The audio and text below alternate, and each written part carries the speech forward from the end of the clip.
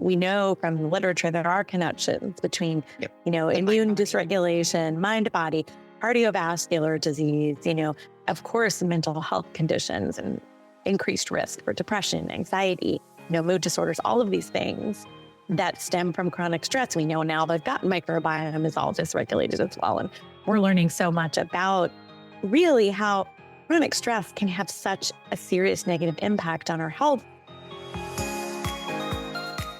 I'm Riley Reese. This is the Sofia Unfiltered Podcast, where we bring together thought leaders, wellness entrepreneurs, makers, and emerging health leaders. We're here to have raw, unfiltered conversations because sharing your stories has the power to change lives, help others heal, and transform the way we take care of ourselves. Here we go. Well, hi, everyone, and welcome back to another episode of Sofia Unfiltered. Joining me today is Dr. Zarya Rubin.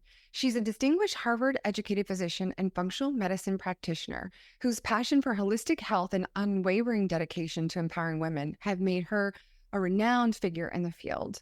She's the founder and CEO of Dr. Zarya, a boutique functional medicine practice in Portland, Oregon.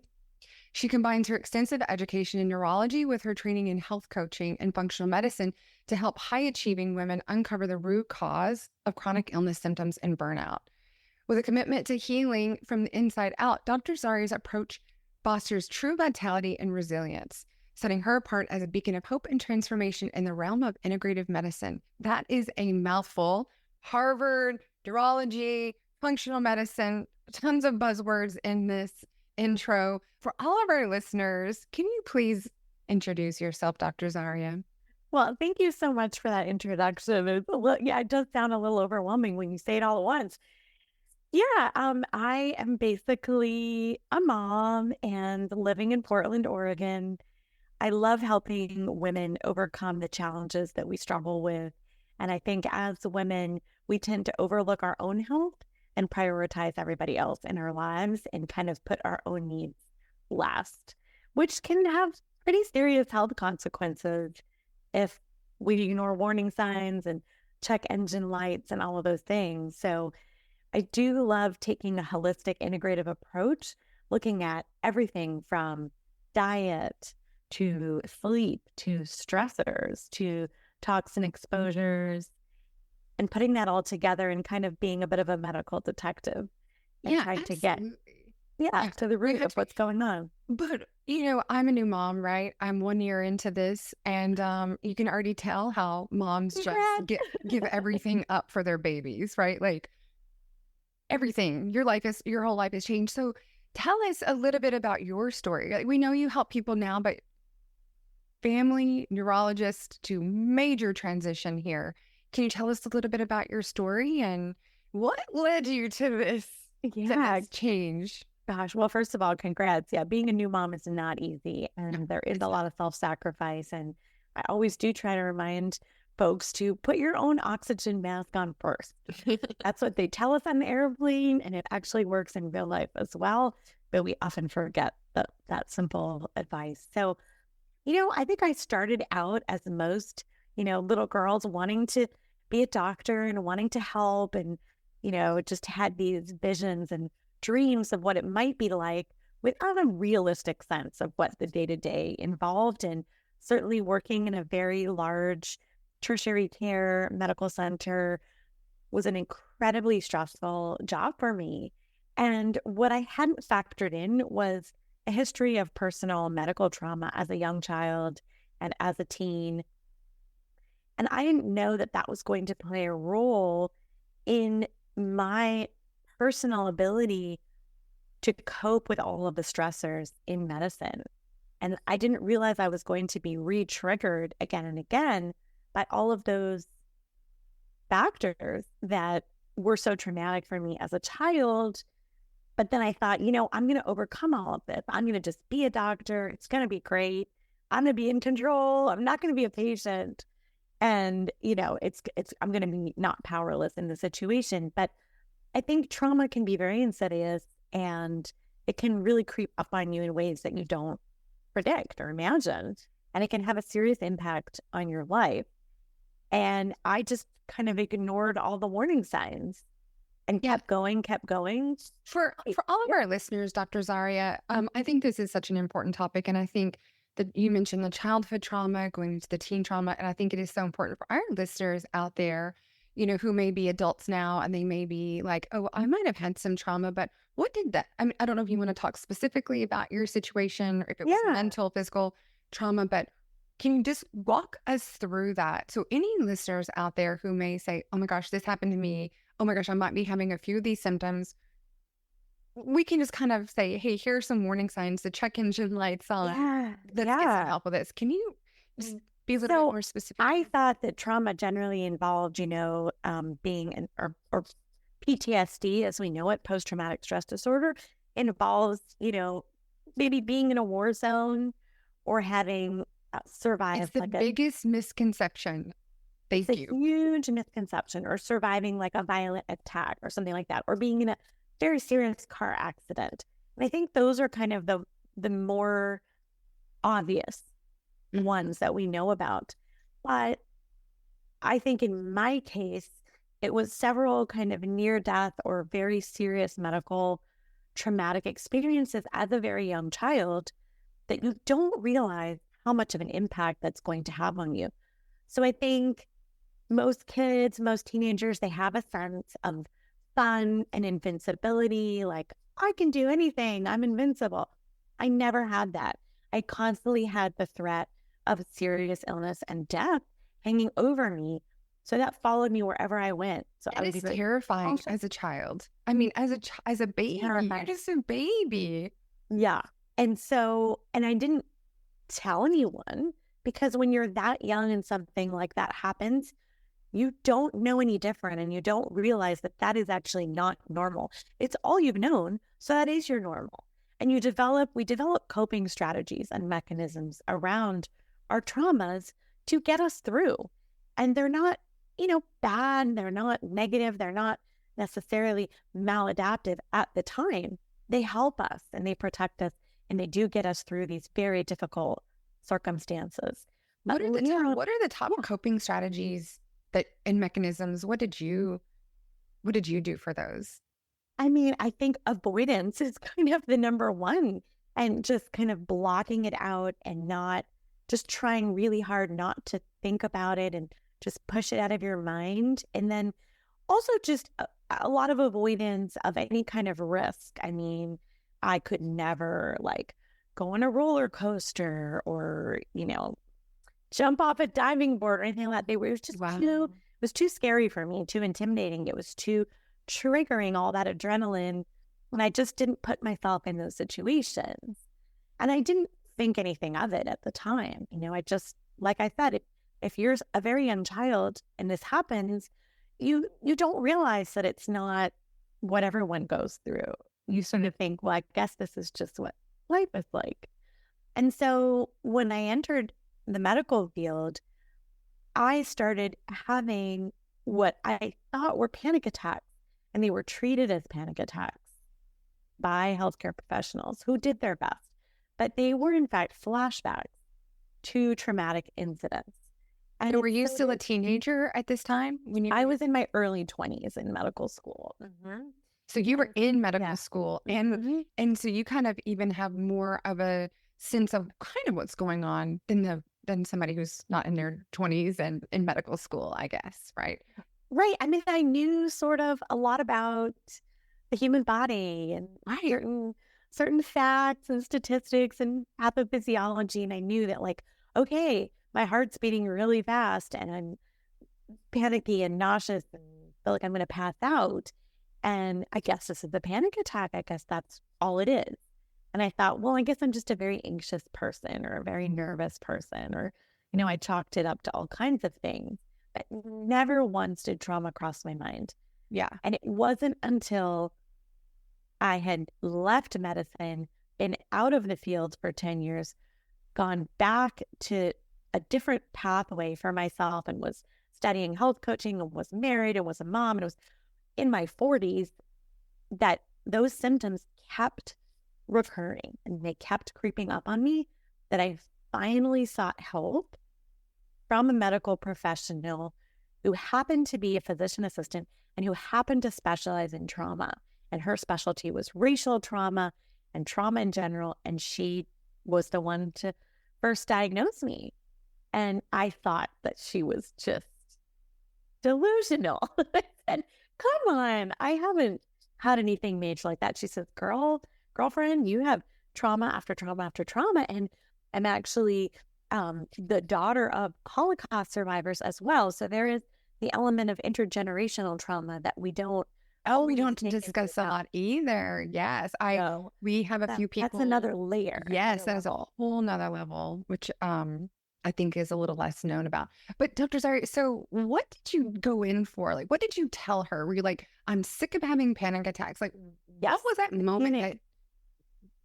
Yes, the panic attacks were becoming so unbearable that I couldn't sort of stand to be in my own body. And I think there was a level of dissociation that happened where it's hard to explain to people who don't experience trauma, but if you have experienced it, you will relate to this 100%. So you are living essentially what I like to call a double life. So you are living your life on the outside where maybe you're functional, you go to work, you take care of your child, you're a wife, you're a friend, you go out for dinner, you socialize, and everything seems normal on the surface. But on the inside, you are living this other life and you're trapped in another world where you're constantly hypervigilant. You're constantly worried. You're constantly panicked and thinking like, well, what if this terrible thing happens? What if this terrible thing happens? And you have an exaggerated startle response to noise, to sudden events. You aren't sleeping well. You're having nightmares. But all of that is kind of going on under the surface. So you are leading this double life. And at a certain point, it becomes kind of exhausting and unsustainable. So, I mean, it just must mentally drain you, like to leave your house and to think about, did I lock my door, the keys? I mean, traffic. I mean, if you really think about crosswalks, I mean. Oh, yeah. Every time I got behind the wheel, I was like, I'm going to get into a car accident. That's exhausting. It has to be just mentally and physically draining. Yes. And you somehow just brush it off as, well, I guess this is what, being a human being is like, and, and what being part of this whole human condition. But then I just thought, this can't be normal. Like, this is too crazy. And I have to seek help, and I have to, really listen to what's going on in my body. I'm a physician. Like, I should know better. I should do better. And I had actually already been diagnosed with autoimmune disease from, I truly believe, from all of the chronic stress. This is super interesting. So people talk a lot about how childhood trauma is manifested in different ways, right? Mm-hmm. So, and now you think that this has come back and this could have been that trigger, that constant low grade, maybe not always low grade stress, but just that constant stress may have just caused your body to stay in such a state that allowed you to get the autoimmune. Sure. And that's absolutely. Yeah, I firmly believe that. And I do believe that we know from the literature, there are connections between, immune dysregulation, mind-body, cardiovascular disease, of course, mental health conditions and increased risk for depression, anxiety, mood disorders, all of these things that stem from chronic stress. We know now the gut microbiome is all dysregulated as well. And we're learning so much about really how chronic stress can have such a serious negative impact on our health, and yet we brush it aside. So it's insidious. It's very insidious. And, so I was eating all the right things. I was exercising. I was healthy. I was eating all the kale. And I was like, why is this happening? Is this so unfair? I'm doing all the right things. And yet, why am I so sick?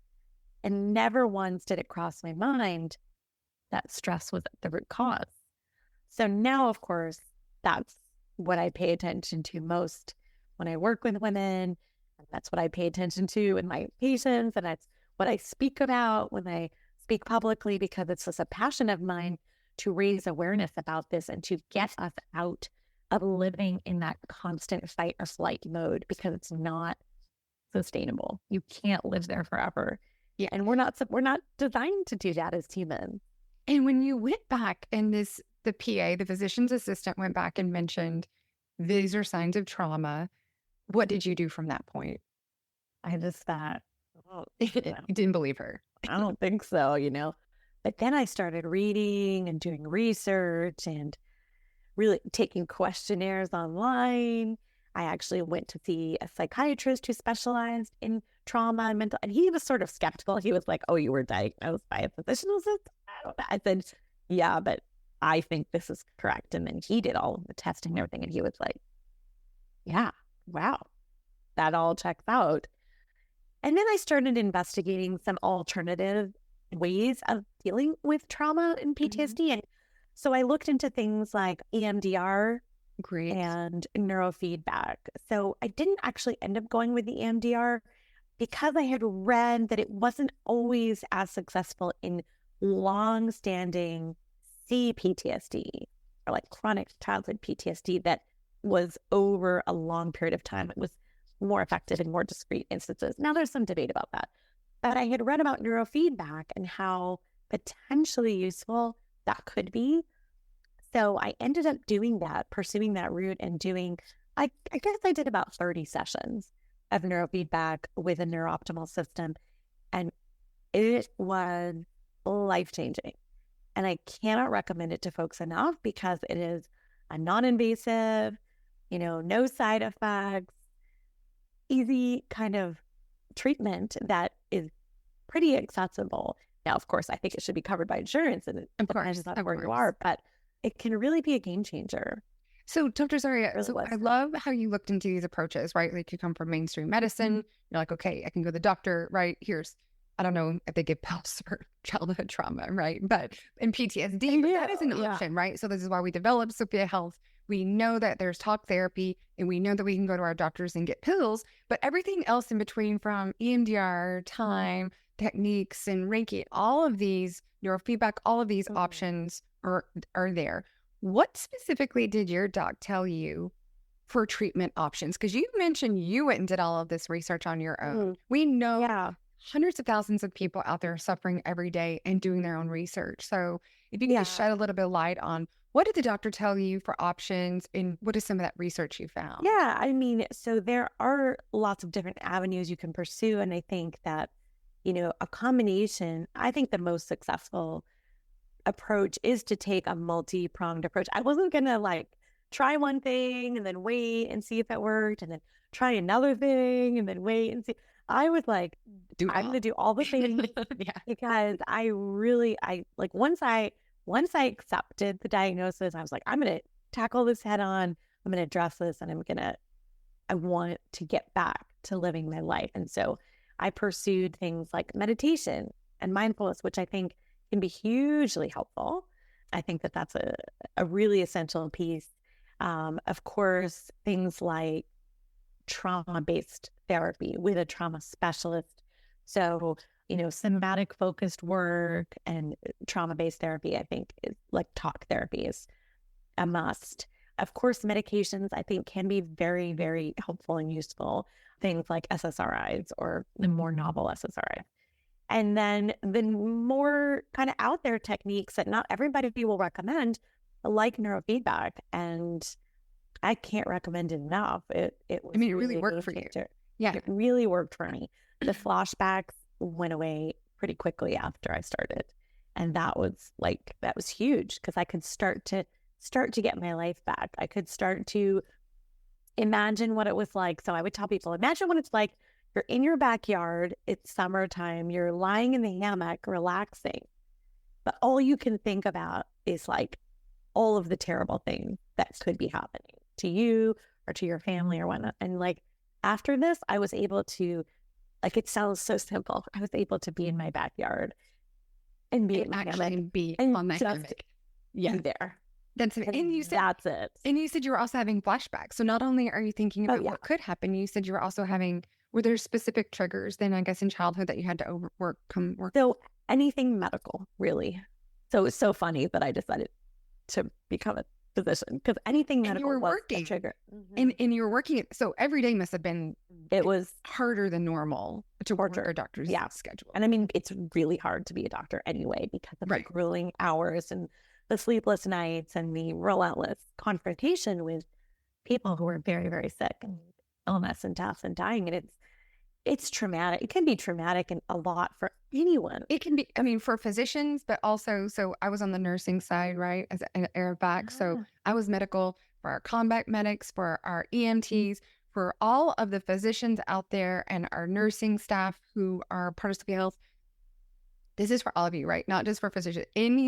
Everybody who works in that healthcare and who dealt with the COVID trauma, we just really, our heart goes out, and a huge thank yous to everybody, who really helped support throughout that time. I know there's so much burnout right now.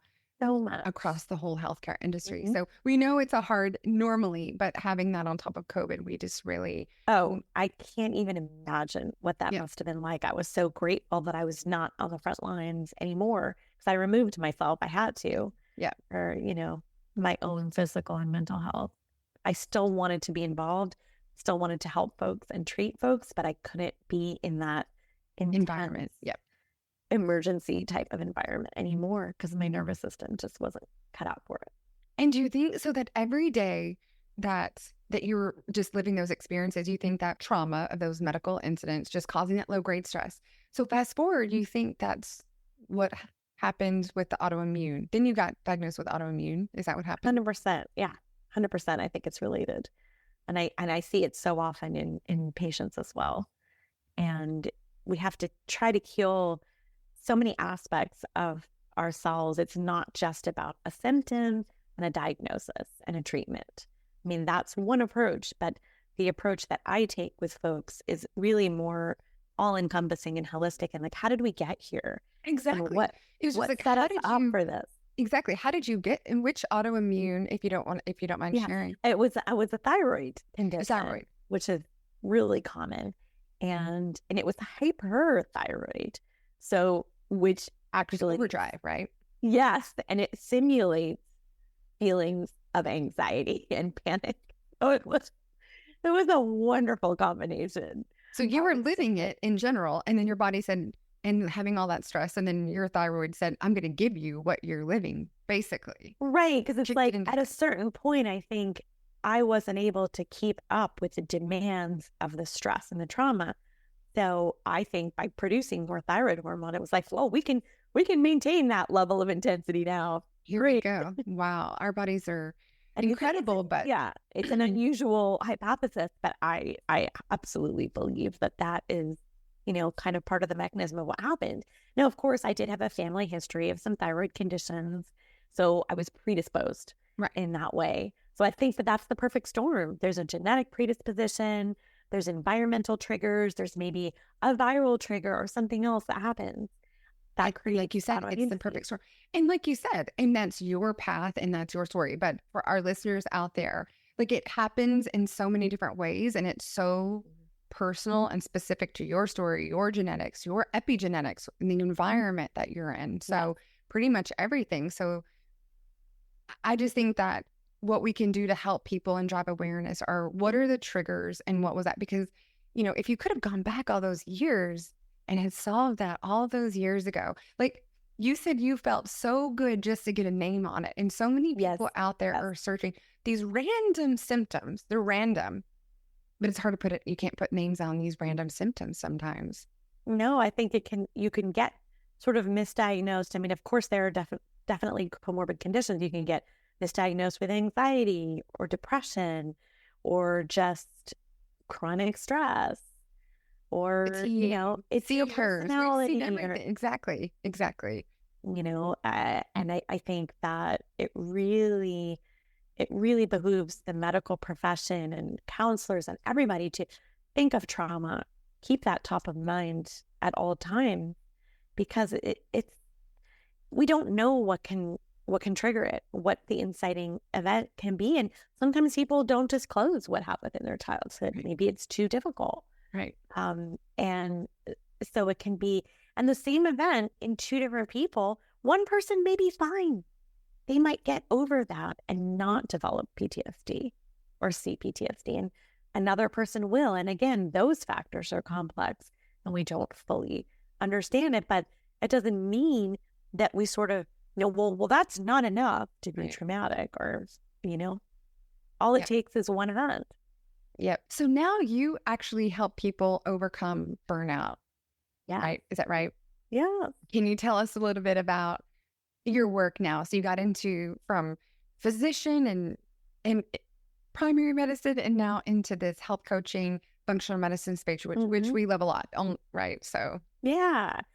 So I just think that, like we said earlier, that women in particular, we are just pushing ourselves to be all things to all people and to go at 200% all the time. And it's not sustainable. And we start developing physical and mental signs of, exhaustion and wear and tear and things like GI disease, autoimmune disease, chronic pain syndromes, chronic fatigue, adrenal dysfunction, like all of these things. I see them in women, particularly, especially when you add perimenopause into the mix. It's like, again, it's another time period of transition in our lives, or motherhood is another one where you've got this fluctuation of hormones, you've got stress, you've got changes in your body, and we're very vulnerable and susceptible at those times to develop illness. And I think that just raising awareness about that and saying like, hey, maybe let's take a step back. Maybe you don't have to do all the things all the time, all at once. Maybe we can find a way to prioritize or strategize. And so I am actually giving a TEDx talk on this in a couple of weeks. And I talk about sort of my signature method on helping folks cope with and prevent burnout. And it's called 4 words that can help prevent burnout. And it is do one thing less.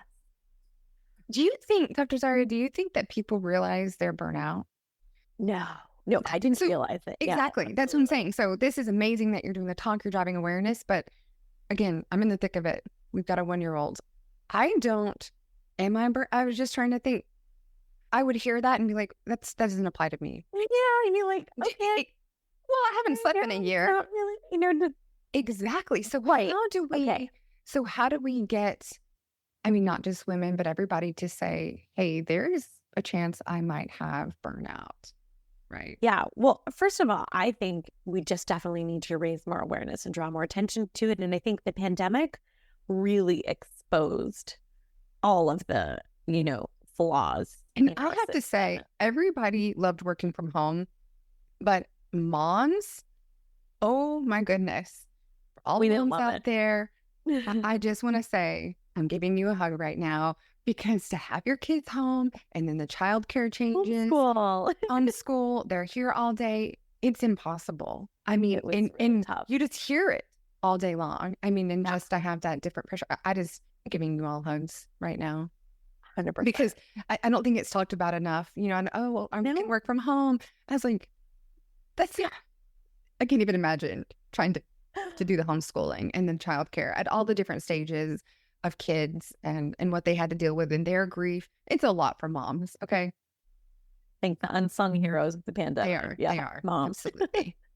So I think that we have learned a lot about burnout from the literature. I think we do have a long way to go in terms of understanding more about the biology and the pathophysiology, and looking at things like biomarkers and making early diagnoses, and actually figuring out from a physical perspective, like what's going on with burnout. It's more than just, I'm really exhausted. Absolutely. So there are sort of 3 hallmarks of burnout that are kind of agreed upon as a definition. This is the work of Christina Maslow, who is a famous burnout psychologist. And so it's number 1, it's exhaustion. And it's not just like I'm tired or I need extra sleep, or like, if you're a new mom, you're exhausted because you're not getting enough sleep. But this is like a bone tiredness that cannot be fixed with extra sleep. Or coffee. There's no coffee or even a vacation. Like you think I need to take a vacation. You take a vacation. It doesn't get better. So that's number 1. Number 2 is probably the most insidious one that is the least well understood, and that is cynicism. So interesting. Yeah. So people develop this kind of negativity and cynicism about their work. They develop a lack of trust in the organization. Wow. They start distancing themselves from their colleagues, which sort of further fuels the isolation of burnout. And then they also just kind of start feeling like, well, nothing I do matters anyway. So what's the point? And That's then it becomes the rumination, right, of what you're telling That's yourself. the cynicism piece. And the third piece is really reduced productivity.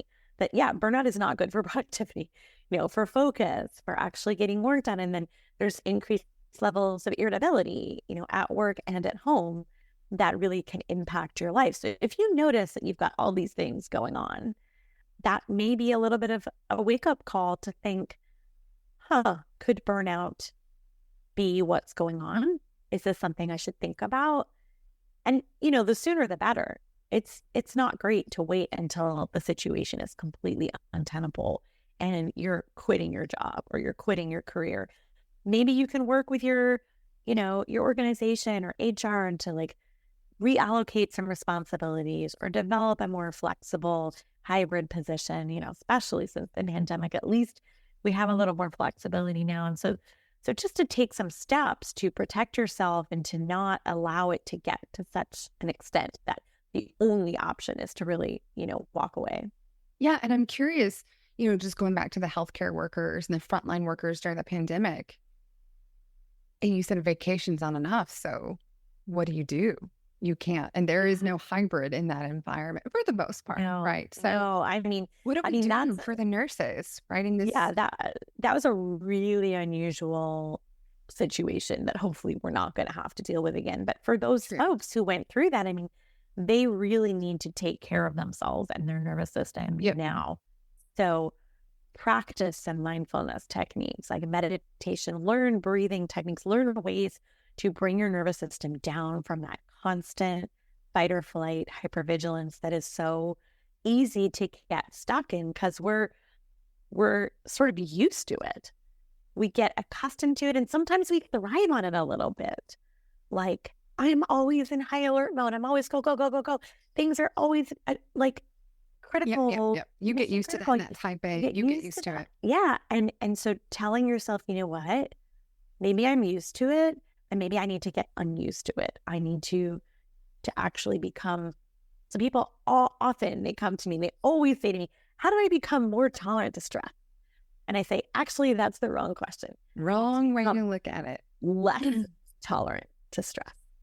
You need to check engine light, notice the warning signs sooner. Take a vacation. The breaks of yes. Take a vacation. Take a mental health meditation. Take a vacation. Yes, absolutely. Because we tell ourselves that we can't. But that is also a bit of a narrative that we have told ourselves, especially also as moms and healthcare workers. It's a double whammy. It's brutal. You're always on the front line as a mom. Yeah. So I hope that when somebody is like, I've really been going at this pace for a long time, maybe I need a reset. And that's when they can say, whether they recognize that it's a burnout or not, right? Maybe that could just be a really good point for them to start looking into these different alternative mindfulness, meditation. You learn how to do the tool and breath work. Exercise. It's free. Getting out in nature, like certain things that are known to regulate and calm the nervous system. And that doesn't mean like exercising like a maniac and going overboard with the cardio, the intensity, because that can happen too.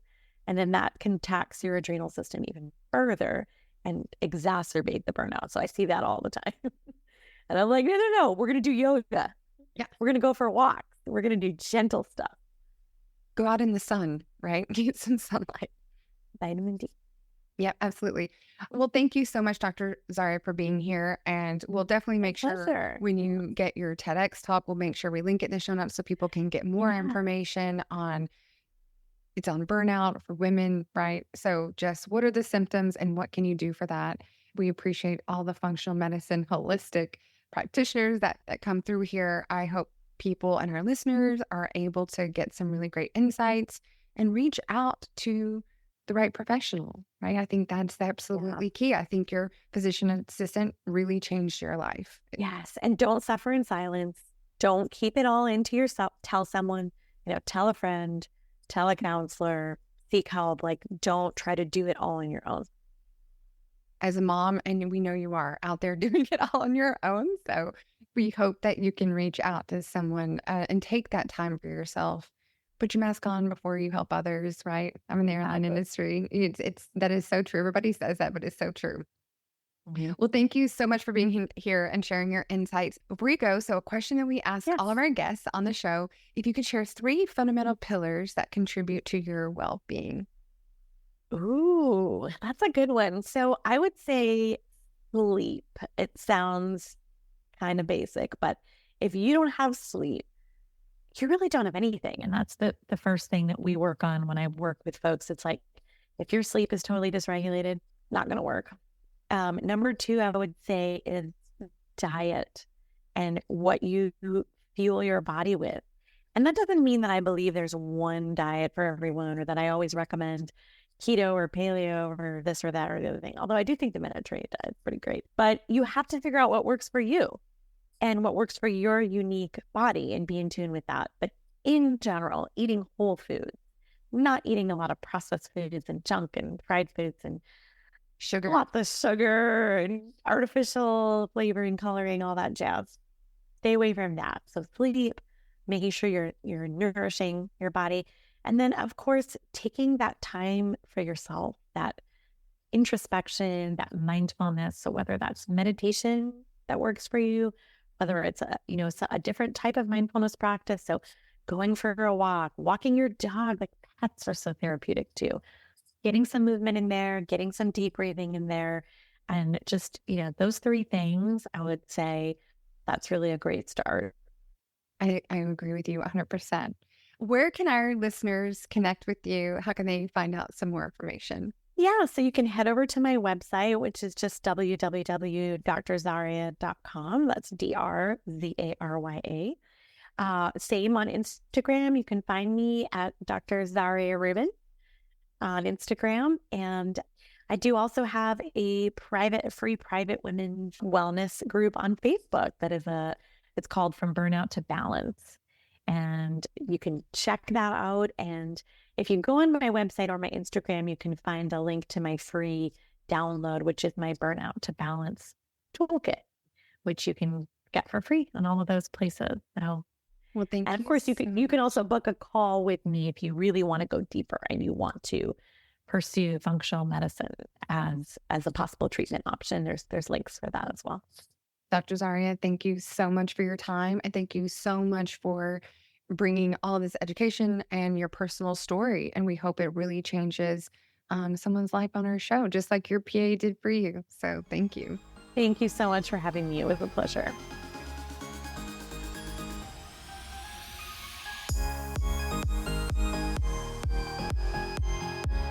Thanks so much for listening. This has been Sofia Unfiltered, a podcast by Sofia Health, the #1 marketplace for health and wellness.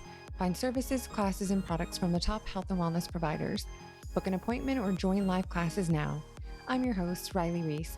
If this episode resonated with you, we'd love to hear about it in the comments section of your favorite podcast provider or with a 5-star rating. Let us know what your biggest takeaway from this episode was, or share it with someone you hope to inspire. Join us again next time for more real conversations, stories, and insights that help empower you with the knowledge and inspiration needed to transform how we care for ourselves.